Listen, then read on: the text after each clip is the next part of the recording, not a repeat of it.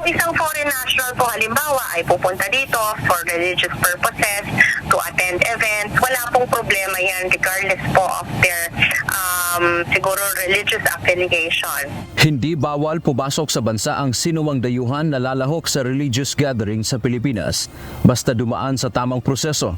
Ito ang paglilinaw ng Bureau of Immigration o BI kasunod na pagharang sa Ninoy Aquino International Airport sa tatlong Malaysia na kasapi ng Kingdom of Jesus Christ o KOJC ng grupo ni Apollo Kibuloy. Ayon kay Immigration Spokesperson Dana Sandoval, natuklasan ng kanilang mga tauhan na nagtungo ang mga ito sa bansa para sa anti-government rally. Nakakita ng evidence yung ating mga immigration officers that they are coming to the Philippines to attend a rally or to start po isang pag-aalsa. There were materials found in their possession that were anti-government, carrying anti-government slogans.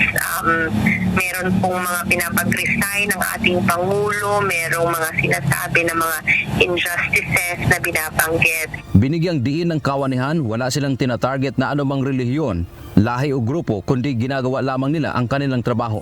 What we are targeting po is individual actions of foreign nationals. August 27, pumasok sa bansa ang tatlong Malaysian national na nagpakilalang miyembro ni Kibuloy. Kaagad ipinabalik ang mga ito ng Malaysia. Ayon sa kawanihan, kahinahinala ang intensyon ng pagpasok ng mga ito o sasama sa rally ng KOJC members na tutol sa manhunt operation laban kay Kibuloy.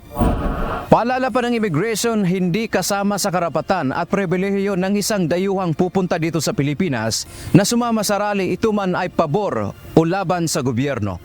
Dante Amento, UNTV, News and Rescue. Diyos ang aming sandigan, serbisyo publiko ang aming pinahahalagahan.